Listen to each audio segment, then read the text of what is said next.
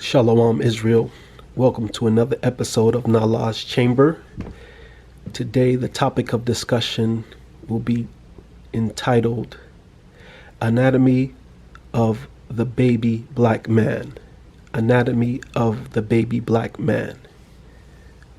Going into why the black man, which we know there's 12 tribes of Israel, which we're all men of color, but we known to the world as a black man. So even though a lot of this is going to apply to Judah, and of course the southern kingdom, but it also applies to the northern kingdom because they have, of course, we all under the same curse. But Judah probably more so only because Judah is the head tribe, but it also applies to all the other 11 tribes as well. With that said, 500 years ago, when the slave ships came on the shores of this country and throughout the Caribbean and South America too, but I'll focus on, for this particular topic, United States of America. We focus a lot when we think about slavery. We focus a lot on the physical aspects, the physical trauma and evil thing of slavery, the infliction from Esau, as far as the whipping and being enchained and doing the field work with no pay and the hangings. We see all the exterior stuff as to be understood because those are the ones that leave the impression, and those that are the external aspects of it. But just as powerful, and it was just as detrimental, were the psychological effects, because you have to think about it. In the height of slavery, there were 2 million black people. The population had grown to 2 million. So imagine, let's say, just roundabout figure, half of those, which is 1 million, there were 1 million black males enslaved in the United States at the height of slavery. So how would you keep 1 million people in bondage like that and make sure they never rose up? Because if you had 2 million people rise up, it would throw the whole system out of whack. So how do you keep 2 million people suppressed that long? You would forget about the physical torture, because the physical torture is a component of the psychological torture. They go hand in hand. The physical torture became psychological torture as well as physical wounds. And of course, some of it led to death in the hangings.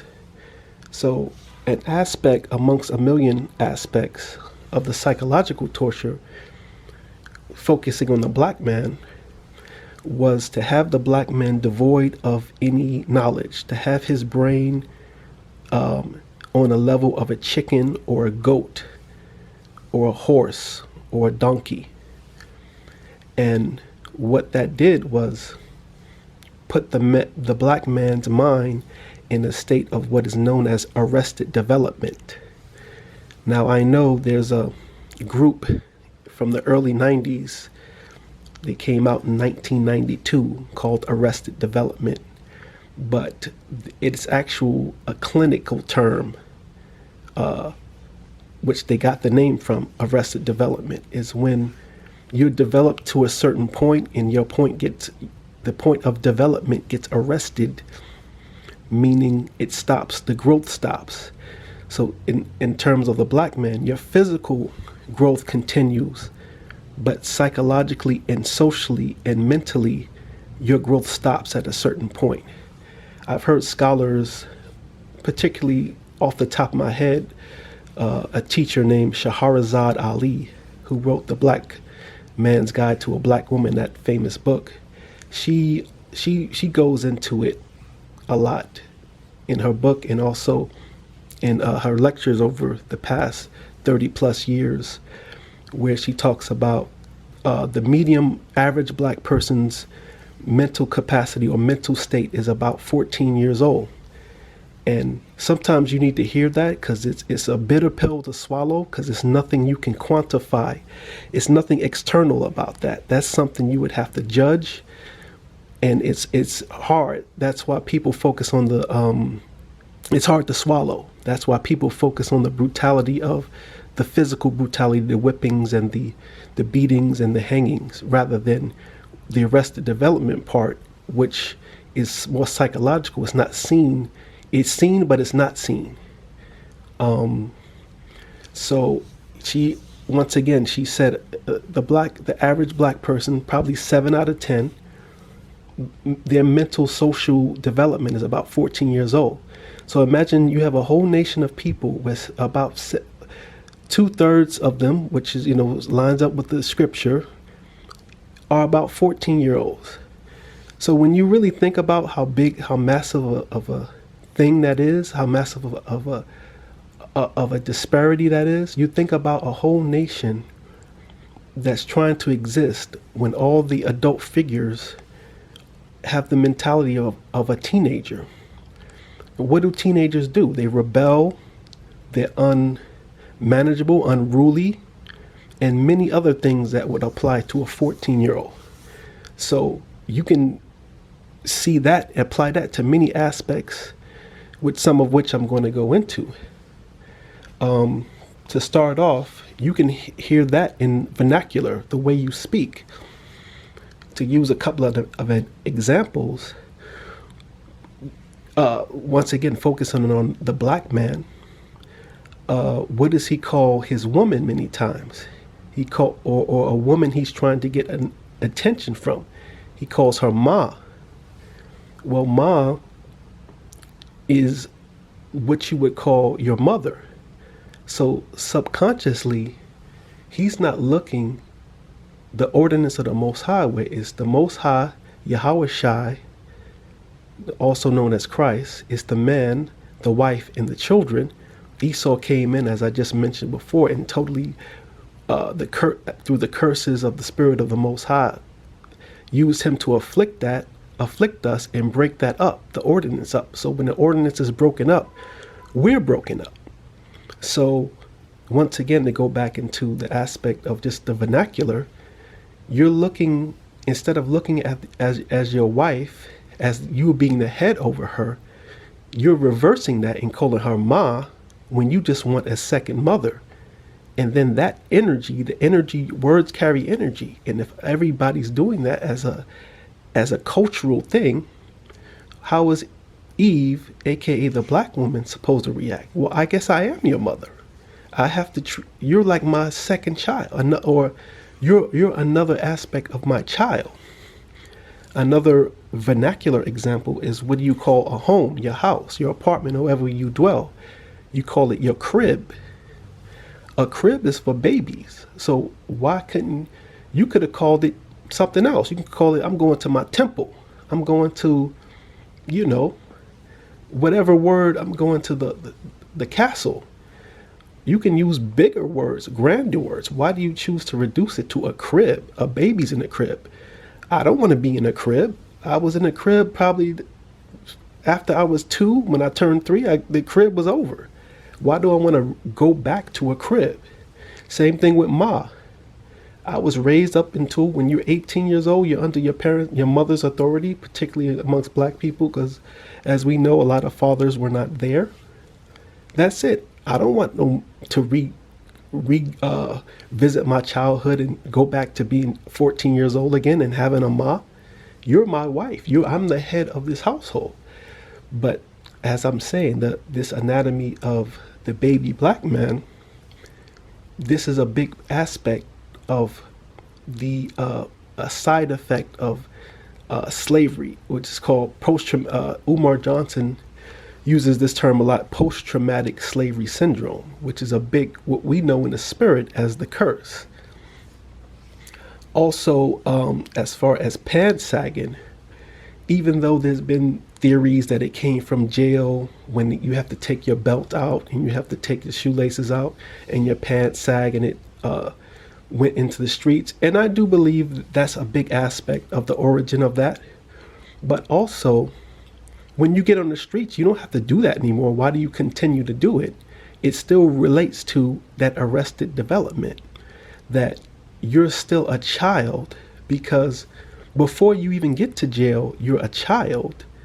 So children have their pants sagging because a child doesn't have the mental development or the mental decorum when his pants are sagging to pull him up. His mother pulls them up for him. So even though if you did that in jail, when you got back home, you should still become a man and you can pull your pants up. And that's been going on over 20 years now. I would have thought that style would have, that fad, that trend of pants sagging, that would have died. But still to this day, I still see young Jake with his pants down and his underwear showing. It's one of the most disgusting cultural dressing styles, or whatever you want to call it, that came out of this affliction. Another aspect of it is what you see in the media. It's particularly in the hip hop community, because that's the latest. We invented jazz, rock and roll, but they were all taken. Hip hop still is the one that survived amongst black people, enduring, because the musical genres that we created, we were taking it. Now this is in this modern era, we can actually hold on to it, even though secretly we're still making the least out of it, but it's still maintaining amongst our people. What you see is everybody is baby. You have a rapper called Lil Baby. You have a rapper called Da Baby, and you have from Cash Money, he's just baby. And that's another aspect, subliminally, is showing you what you're naming yourself something. Just like in Israel, you might be Gabar or something like that. You're naming yourself what your attributes are. And these 2/3, they're naming themselves babies. So are your attributes that of a child?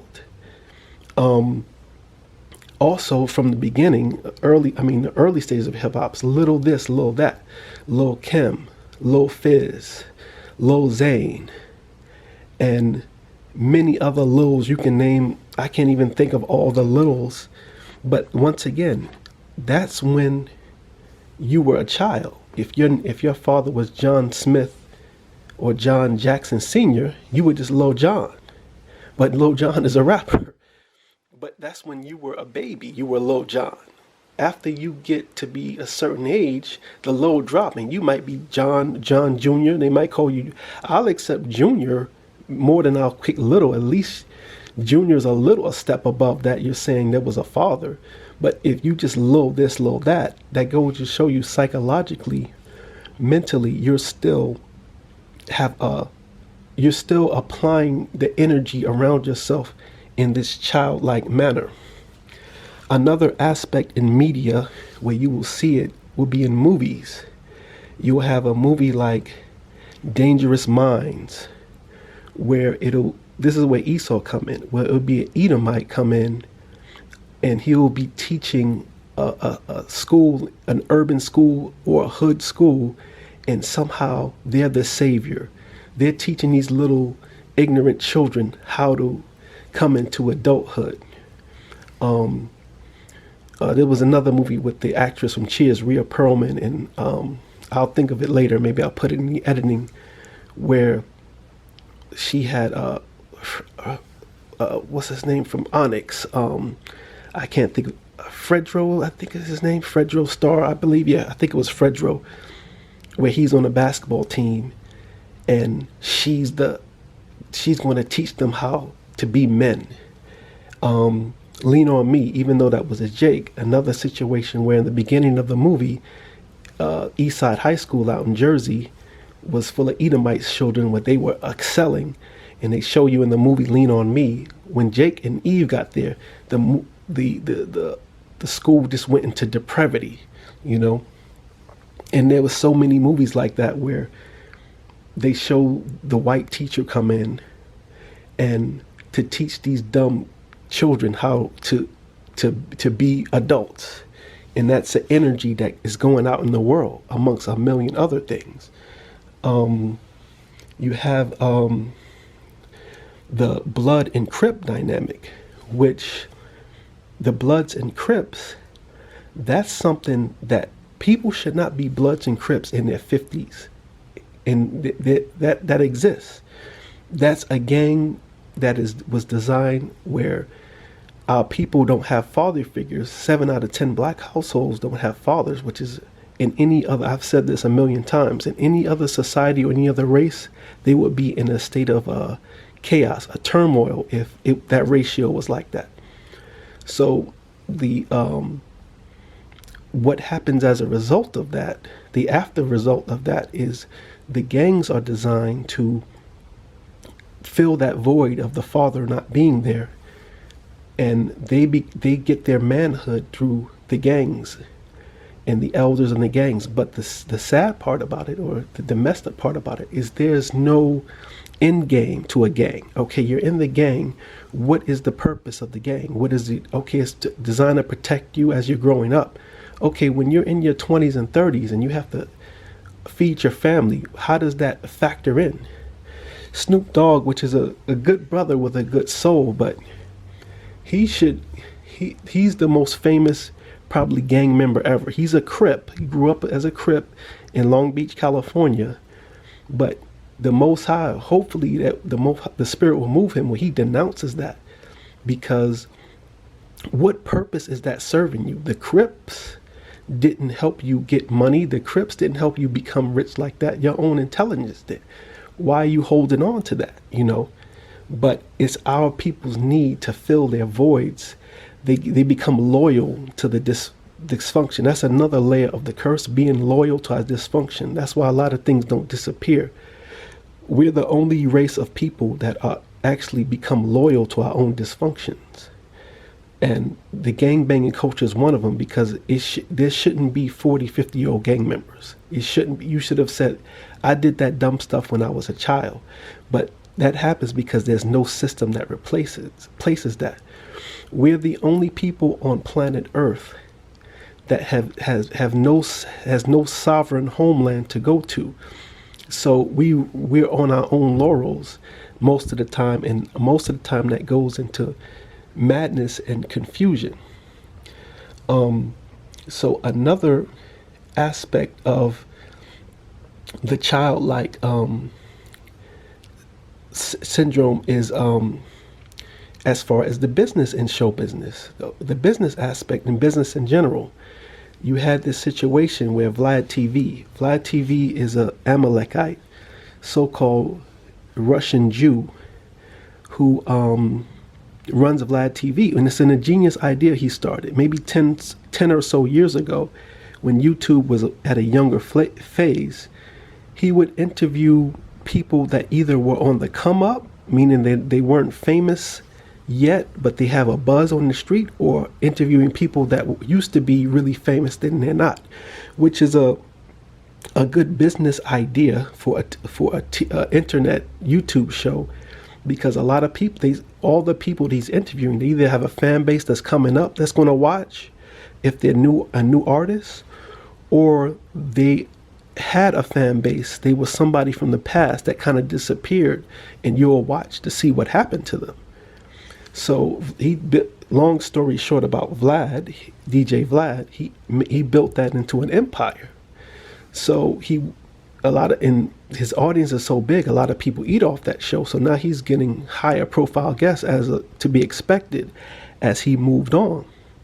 So you had a situation where he said something disparaging about Minister Farrakhan. Of course, there's no Jewish person that's ever going to co-sign Farrakhan, even if they're down, like DJ Vlad is supposed to be down with the community. But in the hip hop culture, he's still at the end of the day a Jewish man, and he's not going to co-sign anything Minister Farrakhan says. So you had his regulars on the show.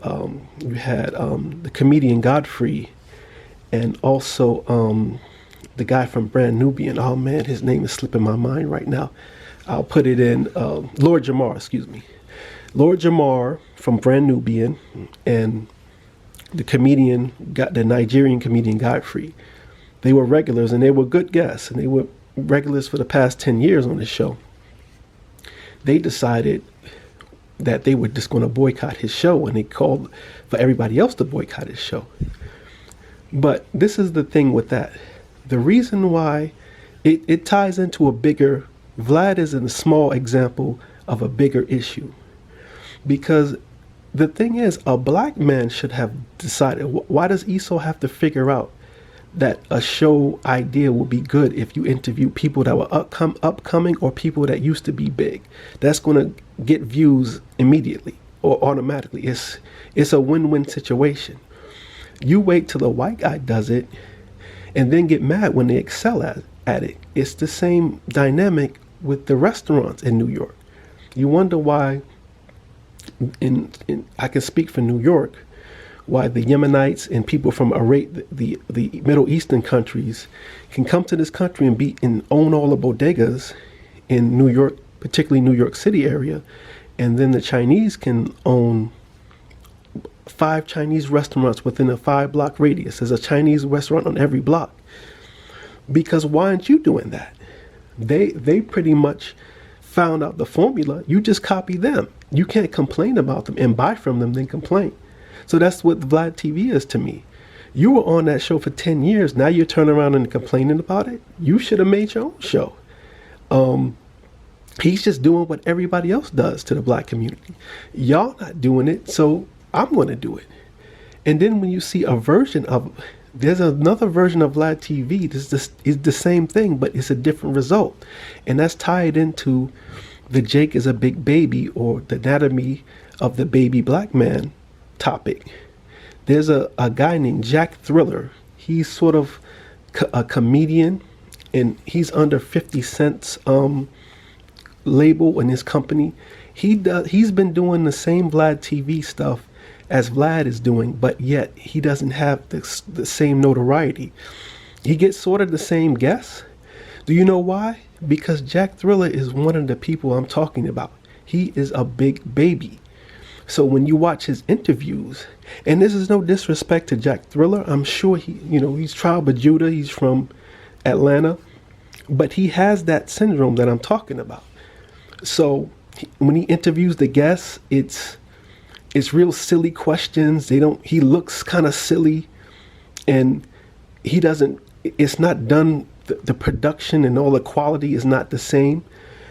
Vlad has the formula where the audio is good, the sound is good, and the questions are good. He's very journalistic. With Jack Thriller, it's just like he's throwing things. He looks like he's a fan of theirs sometimes. He's just and they don't take him seriously.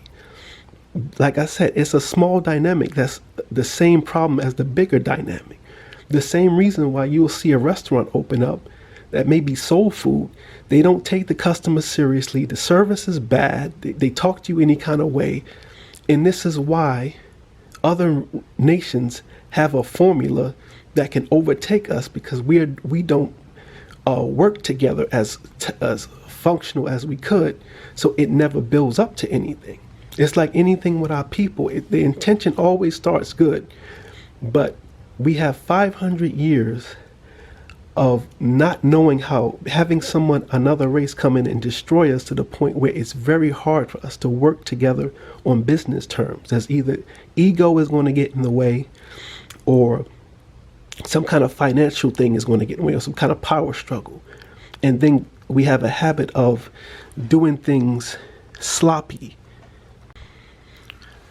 So other races have that over us, and we haven't figured that out, because like I said, when we think about the aspects of slavery, we think about the physical stuff. We don't focus in on the psychological effect that's hurting us too.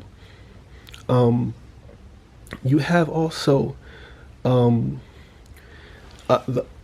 final aspect I'm going to go to is When you're in that childlike state of mind, other races are noticing that. That's never really talked about, but you have to live through it. This is why I'm using it as a topic, because I'm going to talk about it. When you're around Edomites, or you work around Edomites, or some dealings with Esau, you'll find that a lot of them start talking to you like a child. Now, it's a double-edged sword. They're doing that because of their natural evilness. But in other words, you are acting like a child. So how else could I know how to talk to you? I know I'm not like that. So that's why when I'm dealing with Esau and I'm coming to them, communicating with them like a grown man, they look shocked. Like, what type of nigga are you? You know? They can't understand, because what is that saying? And it's not only Esau, it's all the other nations. It's Moab, the Chinese, Elam, the East Indians. When you communicate them like a grown man, they look at you like you come from another planet, because they're not used to that. That's why on TV, their images are, you're just a big child. Your Dame drops. You just shove junk food in your mouth and have a goofy look on your face. You're Steve Urkel, something childlike. You're Webster. You're who is Manuel Lewis. You're Gary Coleman. The image of you is you're a big baby, and when I speak to you, it's like speaking to a child. I love, it's sort of a secret thrill or a guilty pleasure, is when I come to them with real adult language and watching them squirm, you know. And you see that in the truth with Brothers in the Truth, Zabak and other brothers, when they come at Esau and they're talking to them on their level, it throws them completely off. It's definitely a big aspect of the curse that is something we have to endure. But it's one of my pet peeves, one of my worst things, aspects. Amongst all the aspects of the curse are bad, but it's one of my personal ones. I can't. It's so bad when I'm around Jake that's not like that, that's not like a baby. It shocks me. So that's how I know how powerful it is. Because if it shocks me, what is Esau thinking about that? What is the other races thinking about that? If it's so shocking to see like black men act like men and on point with their stuff, that when you see it, it sticks out. This is why Tariq Nasheed got so popular, because he's a man's man. Even though I don't agree with everything he says, generally he's on point with the stuff. And Reza Islam, another one that's a man's man, that's taking care of business and representing himself as a man well. But those are rare in the fact that those brothers exist. That's why they have such a following, because it's such a rare thing. So the remedy, of course, is to come back to the law, statutes and commandments of the Most High. And I'll end this with a scripture, because the way you end this is the remedy to this is the older people are gone. There's no saving some of us. That's why it's a waste of time.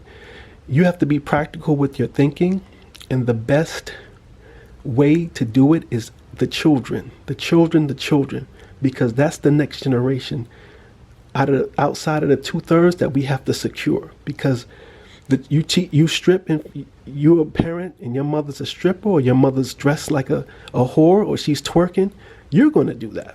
Or you're going to look at, if you're a male, you're going to look at women as to do that. If you have a child and you're smoking weed in front of your child is going to smoke weed, and so on and so forth. But in totality, you have to teach the children, because they're the only ones that can truly be saved. And I'll end it with a scripture through the words of the Most High, through Proverbs 22:6.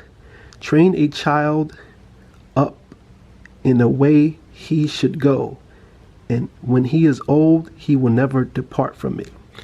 I mean, that's a short thing to say, but it's a million. If you raise your children to be men, and you raise your daughters to be upstanding women, even if they buckle, that will be their home base. Even if they stray, they'll come back. Because how the men are, when the men are baby, because it's the ordinance, the Most High, Yahweh Shai, the father, the husband, the wife, and the child. It gets back into ordinance. When that's out of place, everything is out of place. Eve is what, even though I'm not focusing on Eve, I didn't focus on Eve in this particular commentary, but to touch on Eve real quick, she's out of whack because Jake is out of whack. The song WAP, Wet Ass P, P for vagina, that song is a hit because Jake likes that. If Jake rejected that, they wouldn't do it. Eve twerks because Jake likes Eve twerking. Eve is a stripper on a stripper pole because Jake likes that. When Jake don't like that no more, and Jake wants your head covered, and Jake wants you in a skirt, Eve is gonna naturally conform to that. They're following our lead. That's the ordinance of the Most High. So with that, I'll end it right there. This has been another episode of Nalah's Chamber. These ordinances back. The Father, the Most High, His Son, Yahweh Shai, Christ, the husband, the wife, and the child. He left it so simple, but these curses have it so hard, so difficult. With that said, this has been another episode of Nalah's Chamber. Stay in the spirit, stay tuned. Shalom.